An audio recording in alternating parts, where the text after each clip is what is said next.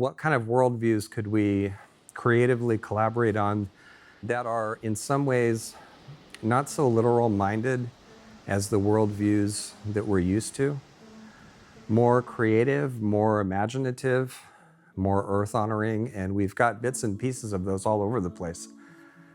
So I'm interested in cultivating that. Can we plant all those and then come up with something in our garden of worldviews that would be beautiful and help us use our very differences to be together with each other? Don't take it, don't. Don't take it, don't. Don't take it, don't.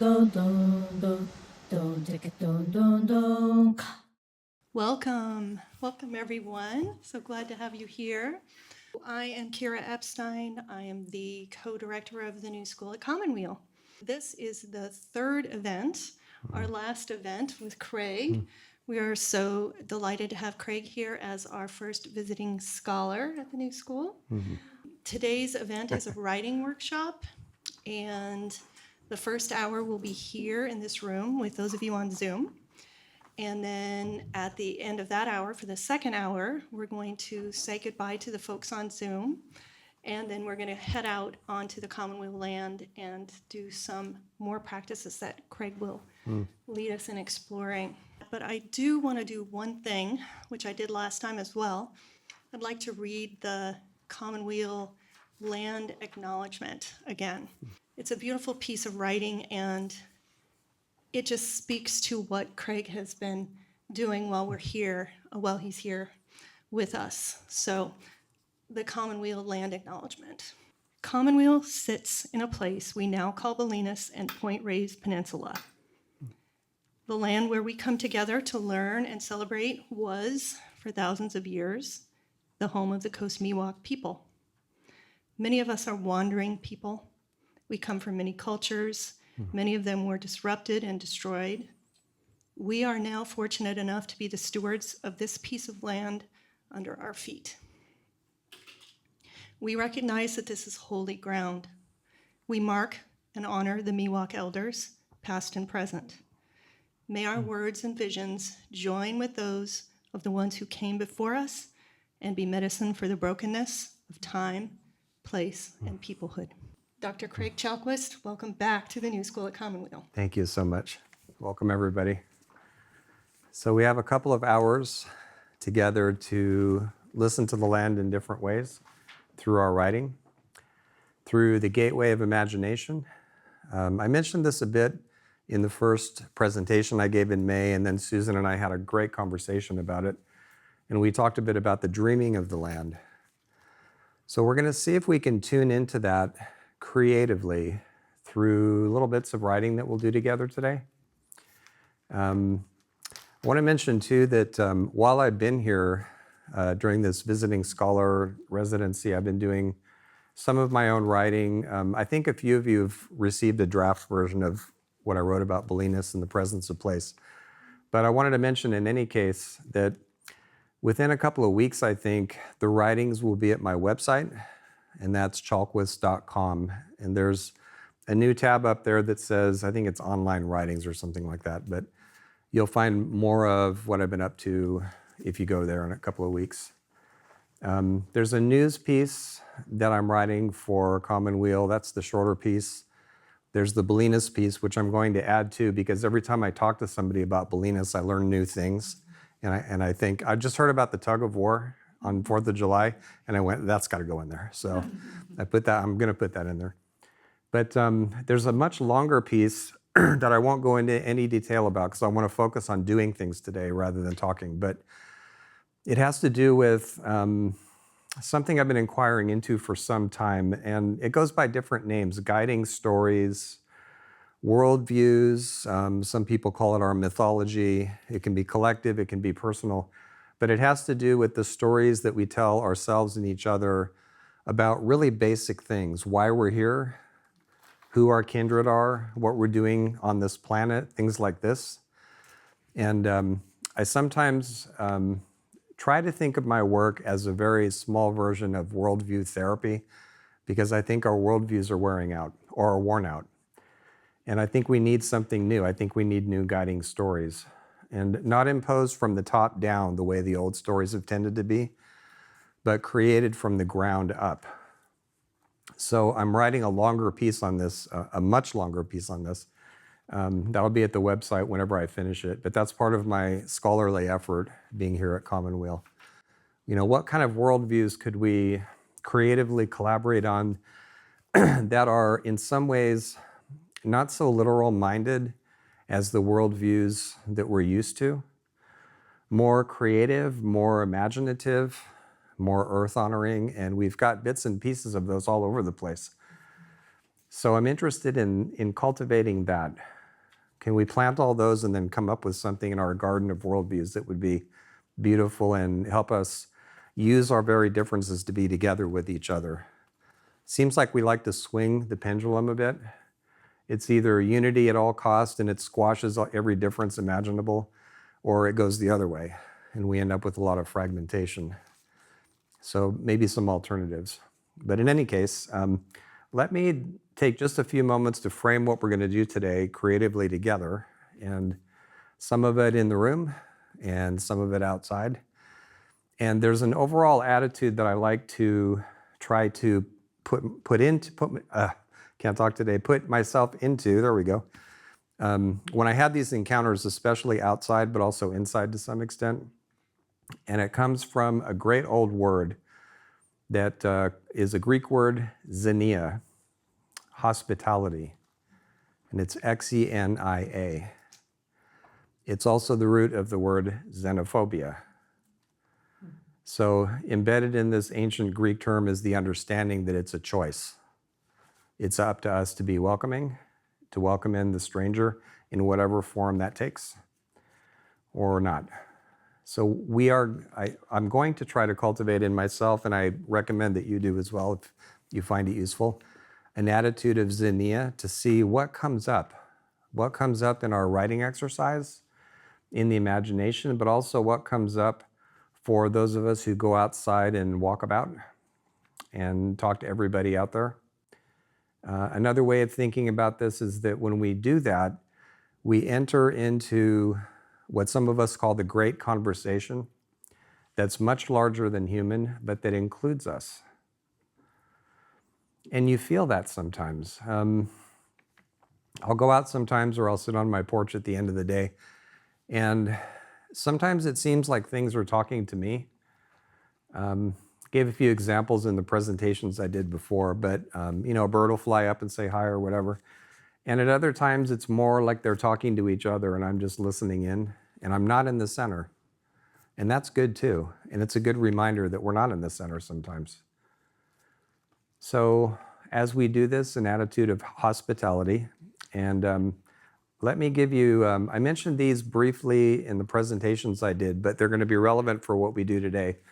So let me give you a couple more observations from starting with something that Carl Jung dug up. And Jung and Henri Corbin and a number of other scholars distinguish between imagination in the sense of we're just making it up, and the imaginal. And there was a startling experiment that Jung did, I'm tempted to say on himself, but it wasn't really just about him. He activated his imagination when he was about 40 and just asked it to show him whatever it wanted to. And characters showed up and started arguing with the things that he was saying in his imagination. So that's part of what we're going to do, is talk about active imagination and do a little bit of it. And Jung was startled by this. And at one point, like any good psychologist, Jung said, well, I need to interpret some of this because these characters from all over the place are showing up in my imagination. I have no idea why they're there, but I invited them in, hospitality. And they started talking back to him and they said, we're real. And at that point, Jung went, I hope I don't have a psychotic break coming on. And of course he didn't. I mean, there are actually people who maintain that he did. Really, a 19-year psychotic break? Well, he held down a full-time therapy practice, wrote books, trained people, and all the rest of it. I don't buy it. What he did actually was he discovered the reality of the imaginal, which other people had talked about before him. He rediscovered it for us in a way. He put it in contemporary language. So he said something like, there are things in my psyche that I do not create. And they would tell him things like, there's going to be bad weather next week, or you need to not smoke so much in the morning. He was a pipe smoker. Or something's about to happen. And he noticed that these figures were connected with the world. They didn't just come from nowhere. So that's part of what we want to practice a little bit in a more casual way. But another part of this is a term that he uses that I think is very useful, and I mentioned it in one or both of the presentations before, personification. And what he means by this is that, and this is what he experienced himself through these active imagination episodes, that the psyche, the consciousness, the unconscious and the conscious mind taken together, has an almost magical ability to take any experience that we have and turn it into an image or a figure or a character. So I was delighted by this. When I first came across it in college, I had this really great English teacher who said, you should read Jung's work, not the psychology department. They were too interested in behaviorism at that time. This is a long time ago. But I felt like I was given permission to take things like science fiction and fantasy as seriously as I had before. Because I grew up with people who said, it's just made up. Why do you spend all these hours reading this stuff? It's just made up, According to Jung, it's not just made up at all. We have it backwards. They visit us. The imagination personifies whatever this is. And ultimately, I'm not sure we know what it is, but we do know it's connected with the world. So I really liked that. After all those years of, watching science fiction and fantasy and reading it and all that. But I liked it for a different reason too. Fast forward to when I worked on my first PhD, I came across by accident the fact that the places where we live, where we work, where we visit, show up in our dreams as characters. Not always. But that's personification again. And then I started meeting other people that had the same thing happen. It wasn't just me at all. So part of what I did my doctoral work on was what this meant. What are these place figures who just seem like dream characters? What can they actually tell us about the places they come from? So I gave the example of San Diego telling me things about that place, but it happens to me pretty much wherever I go. And those of us who do this, it's called terrapsychology. It's a development of ecopsych and Jungian psychology in terms of the scholarship. But part of it is the practice of looking at these images that come up in our fantasies and our imagination and our dreams, and wondering if it's actually the place itself, whatever that means, speaking to us. So I thought what we would do today is experiment through our writing with that a little bit and see what turns up. Now, when Jung talks about doing active imagination, there's usually a lot of, there's some prep for it, like you have to get into a daydreamy state. It's best if things are kind of quiet around you. He used to go up into his library and he had a desk in the back or somewhere where he would do this for hours at a time. He was really good at it. And it's like a daydream or a state of reverie, but it's managed in the sense that you're watching yourself doing it. So you invite in whoever wants to show up. Sometimes you do it with a dream character. Sometimes somebody else walks in.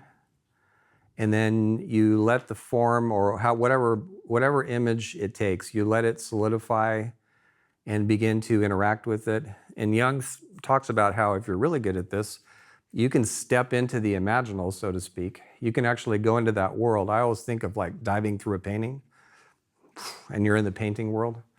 And by the way, there's a great French animated movie called The Painting that deals with this. It's really good.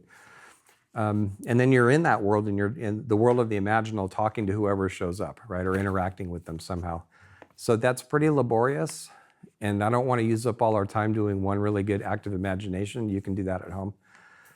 But what I found as a writer of both nonfiction and fiction is that it's fairly easy for me to talk to characters and do a lighter version of active imagination while I write.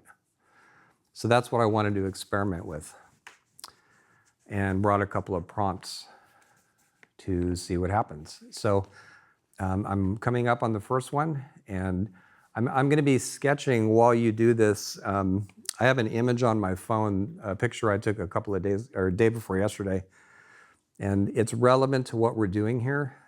So at the right moment, I'll let you know what it is, but I'm going to be working creatively as well as you.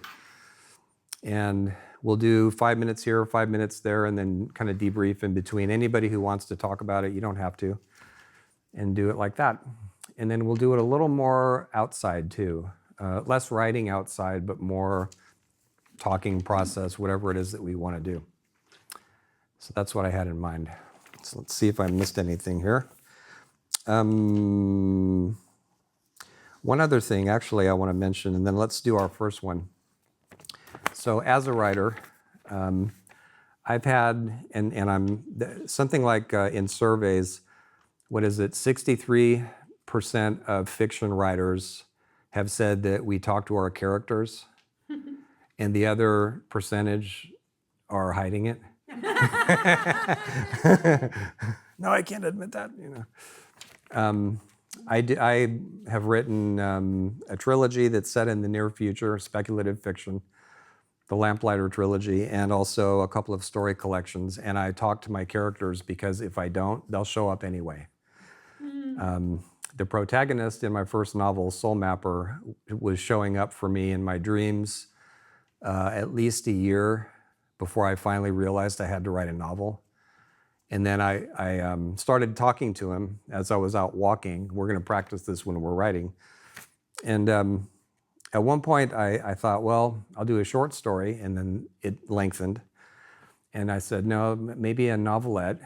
And then I was out walking and kind of talking to him internally. And his name is Lucas. And I said, Lucas, I think we're not going to get a novel. I think we've got enough for a novelette. And he said, actually, I have a whole secret life that I haven't told you anything about. And then he told me, and I went, wow. So if you do read my novel, chapter 4, that's where you're going to find out what he said to me, or what he began to say, right? So in terms of our practice, let's do one for a warm-up. Why don't we do this? If you take just a minute, actually, before you write, and we'll say, 5 minutes, something like that, give or take. And think of, for a warm-up, a recent dream character or a compelling fiction character who just happens to pop into your head. So just take maybe a minute and just, do whatever you need to do to kind of get daydreamy. And then whoever pops up, it may just be an association like this, and that works too. So do that and then start writing.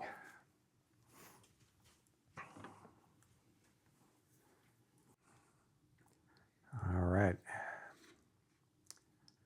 Last few words. So anybody who would like to say what you wrote, I left it very open. We're going to focus it a little bit more next time. So what we're interested in is what happened. Some people, when they write about a character, a dream character, a fictional character, they just describe it. Some people converse with it. For some people, it's something else. So what were some of the things? Yeah. The woman in the dream was very angry when she realized that the marks painted on her arm with markers would not easily come off.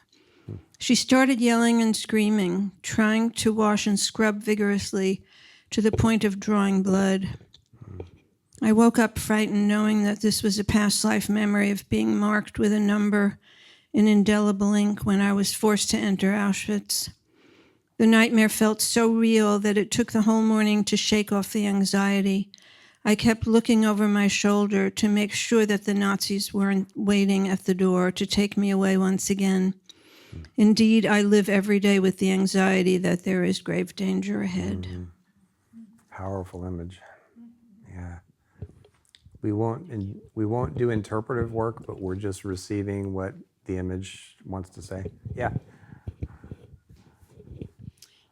I started with a little context and then went into conversation. And I titled it Revisiting Aurora. I was born and spent my first 10 summers in the tiny town called Aurora on the banks of Lake Cayuga, one of the Finger Lakes in upstate New York. There, my imagination was set free to roam. So here's my conversation. Aurora, you're still here. It's been so long. Indeed, my dear, I always look for you at this time of year when all the students have 3 months off. I used to love running and dancing with you and your sister Sherry. Oh, I love that too. Sherry's shown in school, but I love the long summer days when twilight came so late in the day that then you treated us to a sky full of stars above the lake. How did that when that came when I can't ask a question today, when that developed into a conversation, what was that like? Oh, I love it.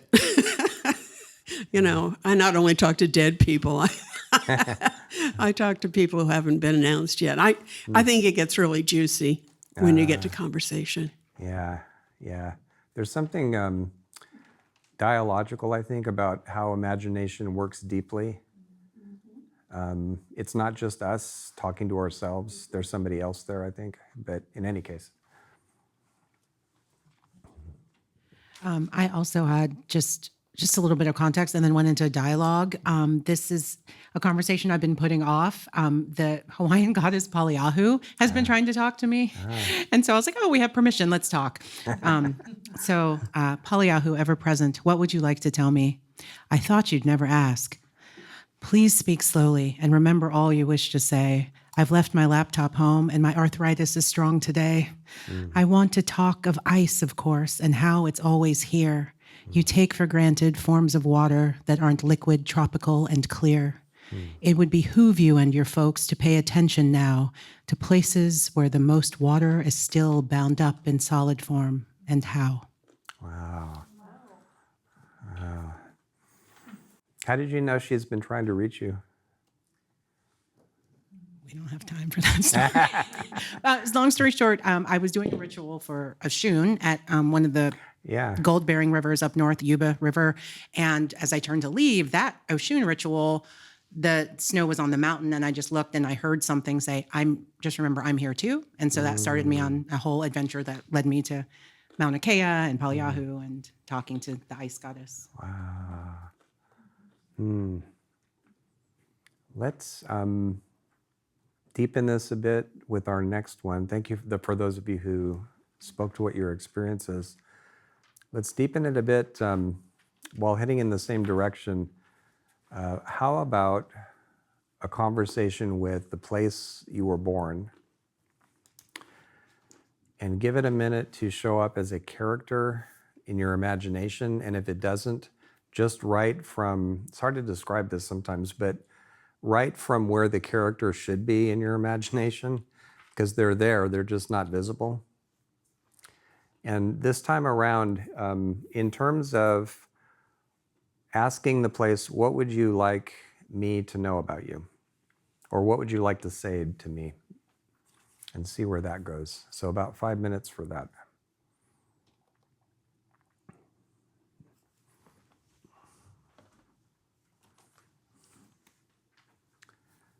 All right.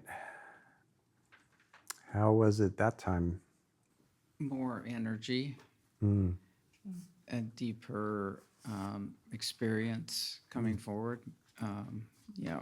So, context, I spent a lot of time at a spring and a stream. And I went to that place and it said, I miss you. And noticed that what I was seeing was this like wavy energy above this coming out of the water and from that creek. And the question I asked, where will I find you? And it said, I'll meet you at any stream that I'm at. Come be with me. Ah, wow.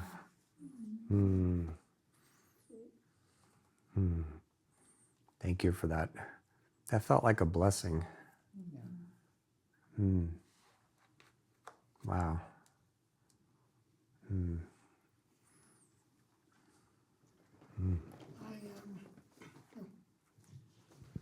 I was born in Auburn, moved from there when I was about 2, so not very many memories.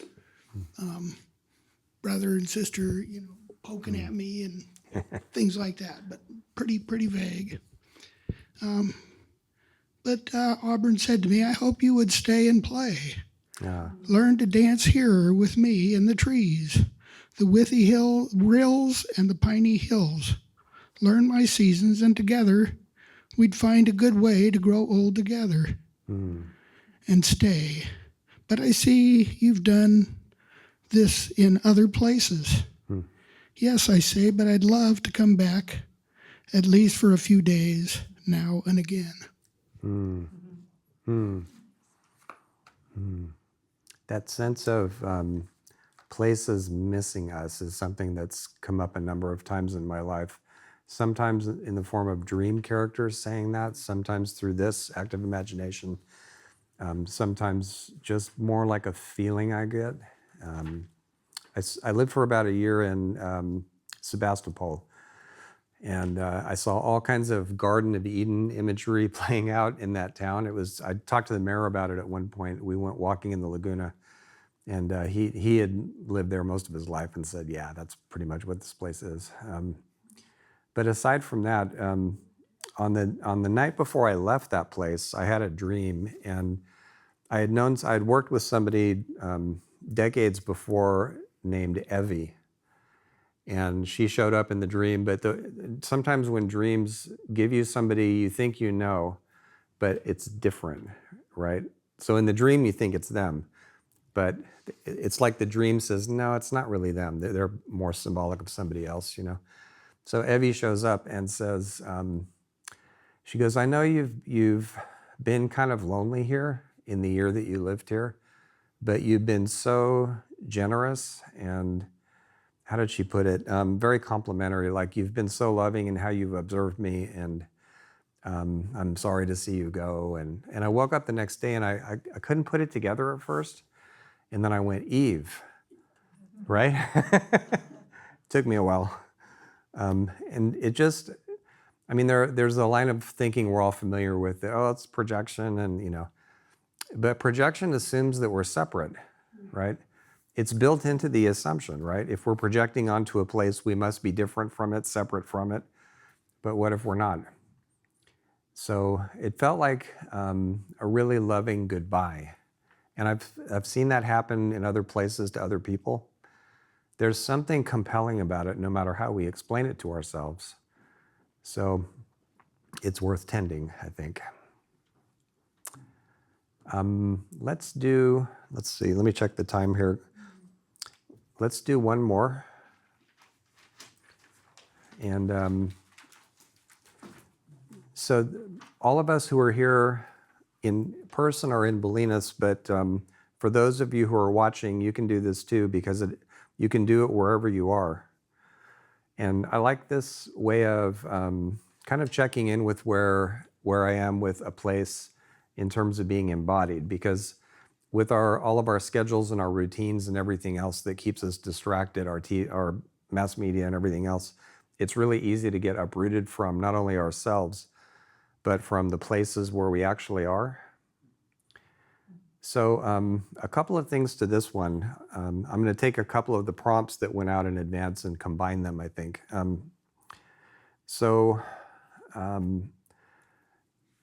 Think about, no, think's the wrong word. Welcome in, that's the better way of saying it. Welcome in the presence of whatever place you're in our case, Bolinas. And just have a welcoming, like, I'm here to sense whatever you want to send in my direction. And as you do that, if a conversation develops, that's fine. But this is more about feeling it in your body and in your emotions, and particularly in your body. Not that the two are separate, but so let's do it that way. And then maybe a couple extra minutes for that one. So see what comes up when you invite the place in.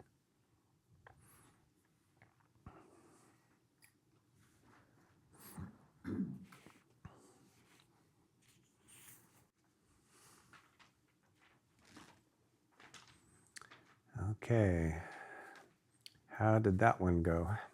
We do have someone from Zoom who wants to share. This is Julie. I welcome in this park that I currently sit in, this land of the Mississaugas, part of the Credit River watershed. What do you want to offer? This park says, I want to offer the wind, the sun, the shadows, the birds, the trees. I feel the wind on my skin and in my hair. I hear and see the wind blowing the tree branches, with some leaves dancing. It feels cool as I sit in the shadows of the trees, shading me from the bright sun. The shadows on the grass dance like the leaves of the trees. Dance above, dance below. I feel my body dance along, swaying with the trees, swaying with the wind. I hear the distant bird chirping, muted by the wind shaking the trees. Are the birds dancing too? That's great. Thank you for that. That's great. I like that.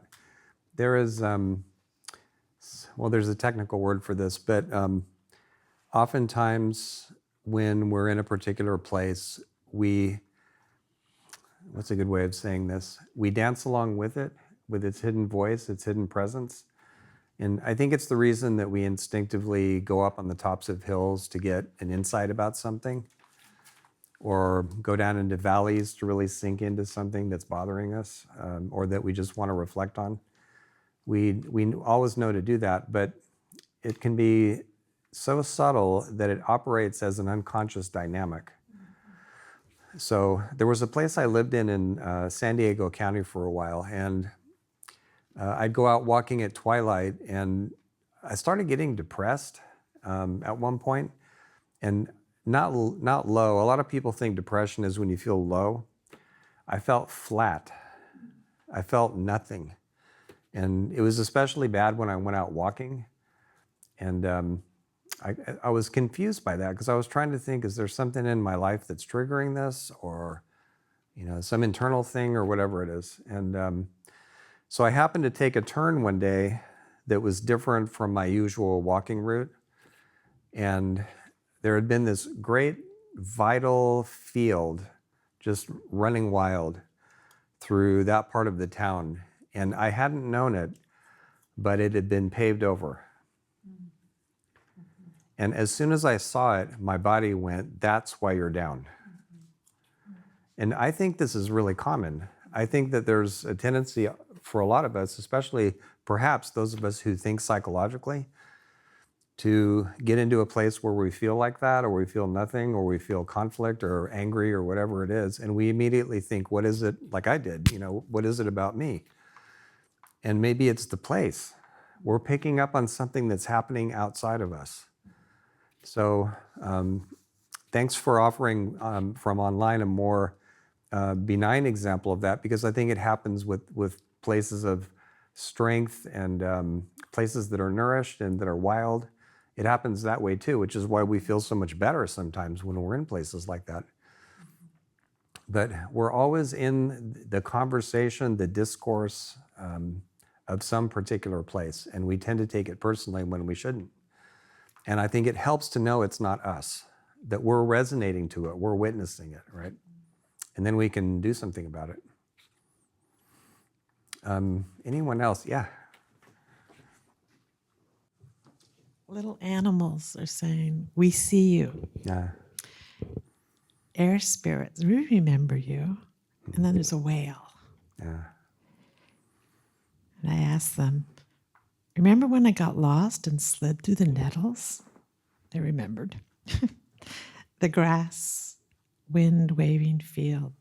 It's very playful and secretive, dancing. And they say to me, "Ah, there we find your heart."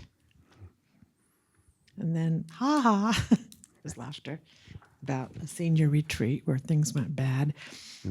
Agate Beach with a friend. And they say, "Ha ha, we held you." Oh, and getting stuck in a rising tide at night along the coast. Ha ha, we held you. And when you came back to the garden, you opened the flesh to the muddy, mineral-smelling soil washed by the source stream up the valley. Beautiful. So often when we write about place presence, we write poetically, just instinctively, whether we identify as poets or not. There's something about place, the depth of a place, the spirit of a place that asks for poetry, I think. So this is me talking to Belinas. You are soupy and swampy to the east with brilliant white egrets on the lagoon.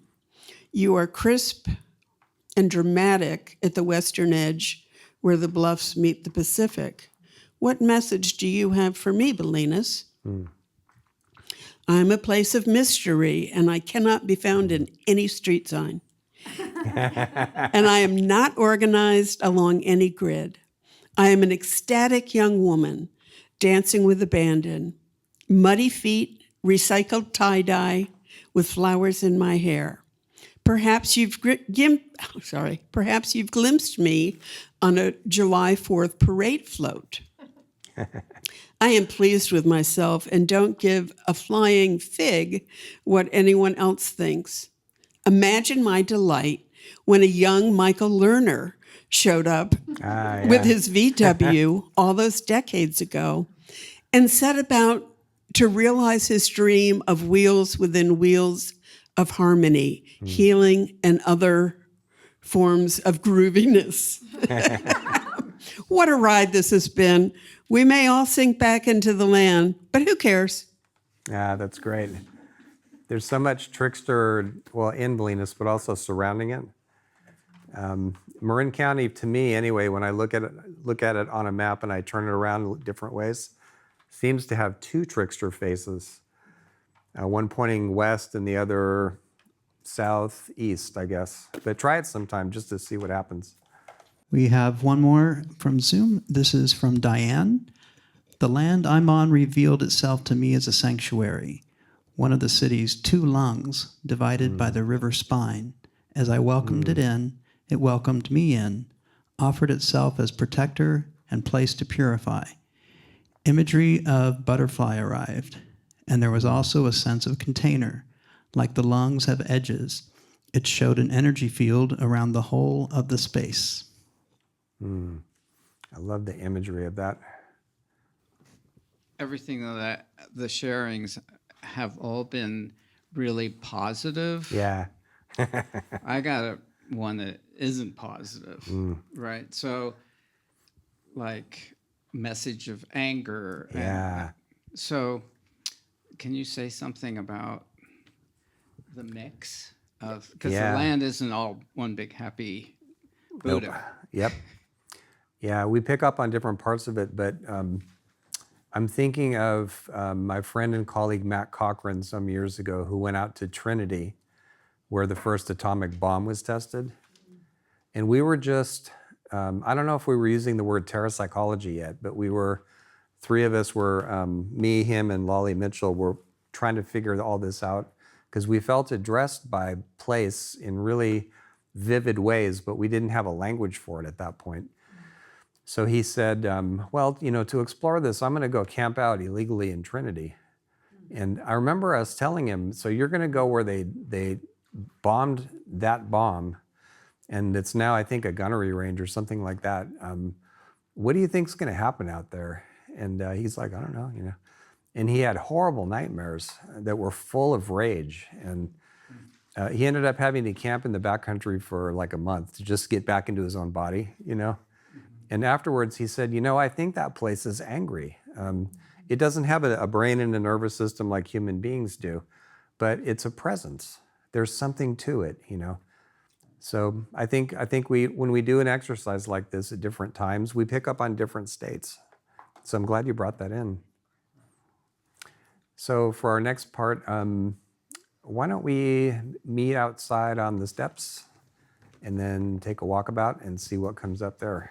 Thank you, everybody, for being here with us and for experimenting and for bringing your experiences and your visions and your imaginal world into the room.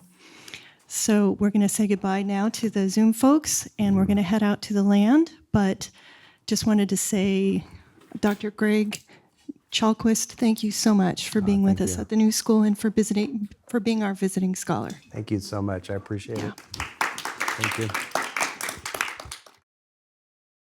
Don't take it, don't. Don't take it, don't. Don't take it, don't. Don't take it, don't. Don't take it, don't.